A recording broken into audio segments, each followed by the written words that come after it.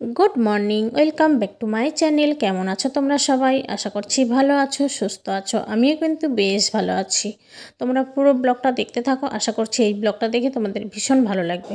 চলো ব্লগটা শুরু করি। দেখো এখানে আমি সব রকম সবজি কেটে নিয়েছি, শীতের যত রকম সবজি হয় আর কি।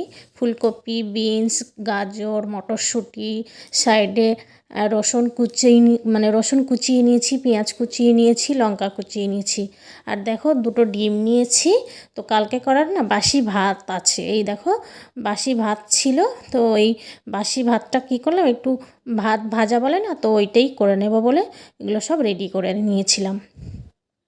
তারপরে দেখো কড়াই একটু সাদা তেল দিয়ে দিয়েছি। তেলটা দেওয়ার পরে দুটো ডিম ভেঙে আমি দিয়ে দিয়েছিলাম। দুটো ডিম ভেঙে আমি একটু ঝুরো ঝুরো করে নেব, তারপরে ভাতটা ভাজবো।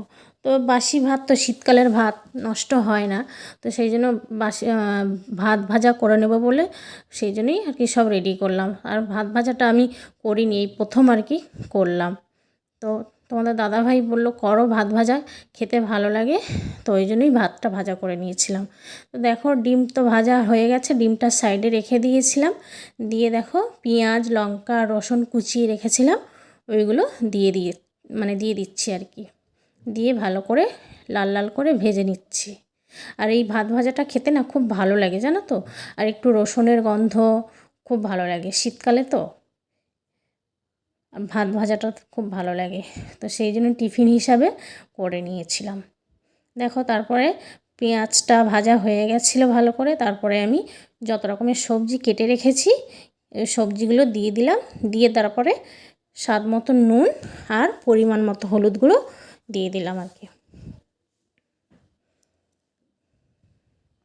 দিয়ে দেখো তারপরে একটু খুন্তি দিয়ে নেড়ে নিচ্ছি আর কি।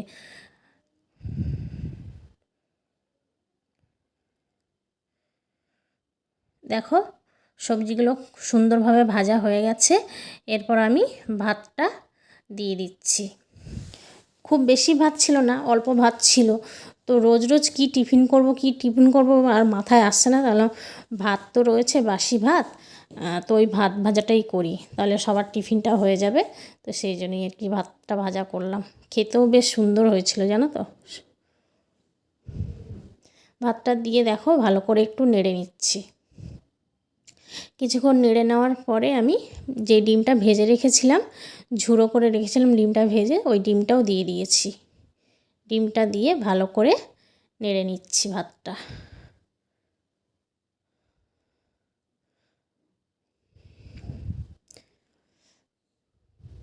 দেখো ভাত ভাজাটা হয়ে গেছে। এদিকে তোমাদের দাদাভাইকেও খেতে দিয়ে দিয়েছিলাম, ও চামচ দিয়ে খাচ্ছিল ভাত ভাজাটা আর মোবাইল দেখছিল। আমি ব্যাক ক্যামেরায় ভয়েসটা দিয়েছি, তখন আর দিতে পারিনি ভয়েসটা, তো পরেই আমি ভয়েসটা দিচ্ছি। তারপরেই দেখো আমি খাবো বলে আমি বেড়ে নিয়েছি একটা প্লেটে, নিয়ে চামচ দিয়ে আমিও আর কি খেতে শুরু করছিলাম। আমি খাচ্ছিলাম, গরম ছিল তো তাই ফু দিচ্ছিলাম আর খাচ্ছিলাম আর কি। আমি বলছিলাম যে ভালো হয়েছে, তখন দিয়েছিলাম ভয়েসটা, কিন্তু ঠিকঠাক হয়নি। তারপরেই দেখো টিফিন করার পরে এদিকে সোজা রান্নাঘরে চলে এসেছি। তাই দুপুরবেলা একটু ধোকার তরকারি করব বলে, তো এখানে রাত্রিবেলা ডাল ভিজিয়ে রেখে দিয়েছিলাম, এখানে ছোলার ডাল ভিজিয়ে রেখেছিলাম, তো ছোলার ডাল দিয়ে ধোকাটা করব। আর এদিকে দেখো ভাতও হয়ে গেছে। তারপরে আমি চাল কুমড়ো, নারকেল কোড়া আর ছোলা দিয়ে করেছিলাম চাল কুমড়োটা। আর ধোকার তরকারিটা পরে করব দেখে ওটা রেখে দিয়েছিলাম। তারপরেই দেখো ডালটা আমি এখানে বেটে নিয়েছি হচ্ছে একটু লঙ্কা দিয়ে, কাঁচা লঙ্কা দিয়ে ডালটা ভালো করে মিহি করে বেটে নিয়েছি, সেটাই দেখাচ্ছিলাম তোমাদের। শুধু লঙ্কা দিয়েছি, দিয়ে ভালো করে মিক্স করে বেটে নিয়েছি। একটু লঙ্কা দিলে তো ভালো লাগে, বেশি হালকা একটু ঝাল ঝাল হয় তো ভালো লাগে। তারপরেই দেখো ওখানে সরষের তেল দিয়ে দিয়েছি কড়ায়। তেলটা দেখো গরম হয়ে গেছে।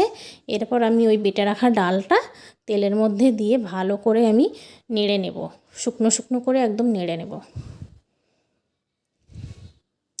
তারপরে দেখো একটু লবণ দিয়ে দিচ্ছি, তাহলে ডালটার সাথে মিশে যাবে লবণটা, ভেতরেও লবণটা ঢুকবে, তো সেই জন্যই আর কি লবণটা দিয়ে দেখো ভালো করে আর কি নেড়ে নিয়েছি। শুকনো শুকনো হয়ে গেছে, ভালো করে নাড়ছিলাম আর কি।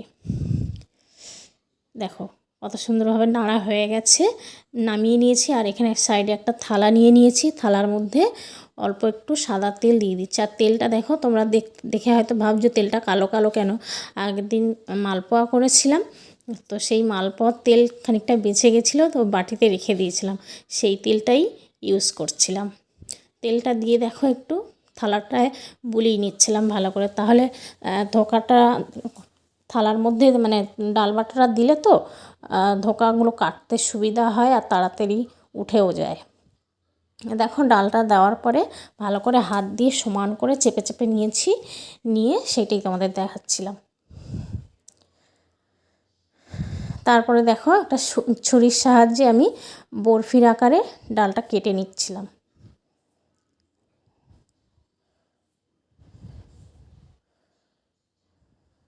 দেখো ডালটা পুরো কাটা হয়ে গেছে, কেটে নিয়ে তোমাদের দেখাচ্ছিলাম। বেশ কি সুন্দর উঠে যাচ্ছিল, দেখো উঠে যাওয়াটাই দেখাচ্ছিলাম, ছুরি দিয়েই তুলছিলাম আর কি। কি সুন্দর দেখো বরফির মতো হয়ে গেছে, খুব ভালো লাগে জানো তো। আর তেলটা দিয়েছি তো যেহেতু, ওই জন্য ভালো সুন্দরভাবে উঠে গেছে।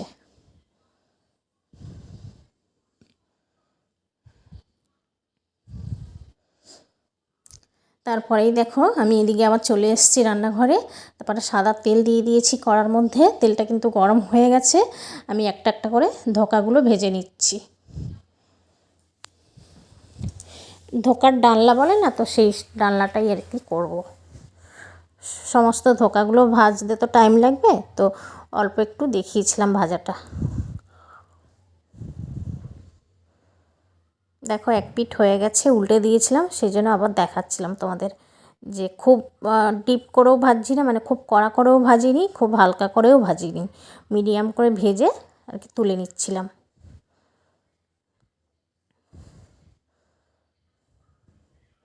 দেখো ভাজা হয়ে গেছে, একটা একটা করে তুলছি।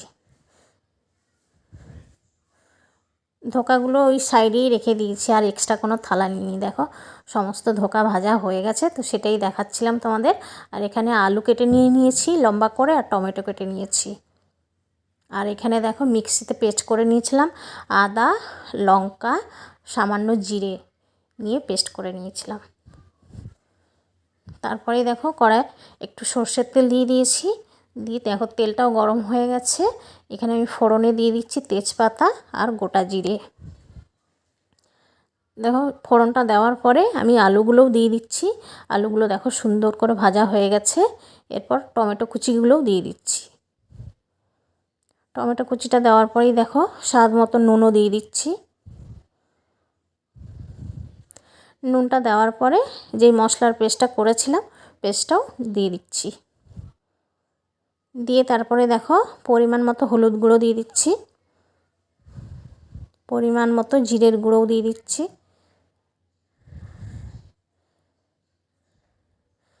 সামান্য লঙ্কার গুঁড়োও দিয়ে দিচ্ছি, কেননা একটু রঙটা যাতে ভালো হয়, তো সেই জন্যই লঙ্কার গুঁড়োটা দিয়েছি। কাঁচা লঙ্কা দিয়েছি, তো অল্প করেই লঙ্কার গুঁড়োটা দিয়েছি। দিয়ে দেখো লঙ্কার গুঁড়োটা দিয়ে ভালো করে কষিয়ে নিচ্ছি আমি।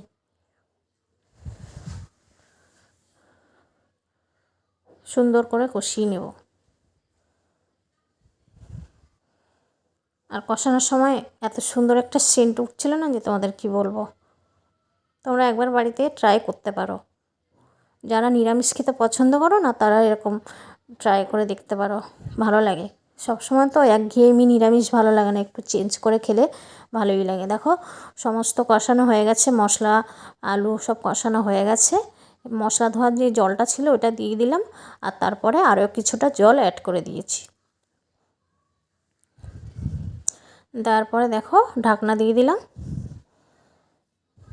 দেখো ঢাকনা দেওয়ার পরে কিছুক্ষণ পরে আমি ঢাকনাটা খুলে দেখছি ফুটে গেছে ঝোলটা। তারপরেই দেখো ধোকাগুলো ভেজে রেখেছিলাম, ধোকাগুলো দিয়ে দিচ্ছি। ধোকাগুলো দিয়ে একটু খুন্তি দিয়ে নেড়ে দিচ্ছি।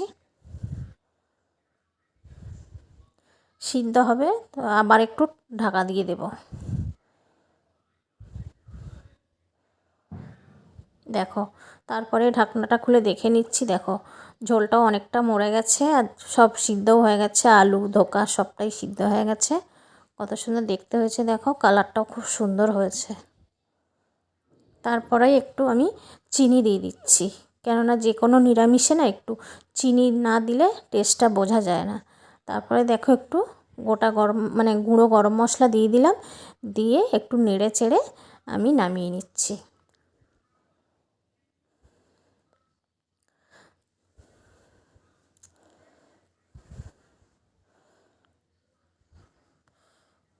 অনেকটাই হয়েছে দেখো তরকারি। তারপরেই দেখো স্নান টান করে দুপুরে লাঞ্চ করতে বসে গেছি। এদিকে মেয়েরটাও বেড়ে নিয়েছি, এদিকে আমারটাও বেড়ে নিয়েছি। যে চাল কুমড়োটা করেছিলাম, চাল কুমড়োটা নিয়ে নিয়েছি, আর সাইডে কটা ধোকা ভাজা রেখে দিয়েছিলাম। তো মেয়ে বললো আমার জন্য কটা রেখো ভাজা ধোকা, ওর জন্য রেখেছিলাম। তো ওইটাও নিয়ে নিয়েছি, আর এদিকে ধোকার তরকারিটাও নিয়ে নিয়েছি বাটিতে করে। দিয়ে দুপুরের লাঞ্চটাও সেরে নিলাম আর কি। তারপরে দেখো, আর রাত্রিবেলা মানে সন্ধ্যাবেলা কোনো ভিডিও করতে পারিনি, একটু ব্যস্ত হয়ে গেছিলাম। তো একবারে তোমাদের দেখালাম ডিনার করার সময়। ডিনারে দেখো দুটো রুটি নিয়ে নিচ্ছি ডিনার করব দেখে। আর তোমাদের দাদা একটু চিলি চিকেন নিয়ে এসেছিলো, ড্রাই চিলি চিকেন। তো ওই চিলি চিকেন দিয়ে রুটি দিয়ে রাতের ডিনারটা হয়ে যাচ্ছে আর কি, মানে করে নিচ্ছি। তো ডিনার করতে করতেই ভিডিওটা আমি শেষ করে দিচ্ছি। আমার এই ভিডিওটা যদি তোমাদের কারোর ভালো লাগে তাহলে অবশ্যই একটা লাইক করে দেবে, কমেন্ট করবে, শেয়ার করবে। আর যারা যারা আমার চ্যানেলটা এখনও সাবস্ক্রাইব করোনি প্লিজ তারা সাবস্ক্রাইব করে দেবে।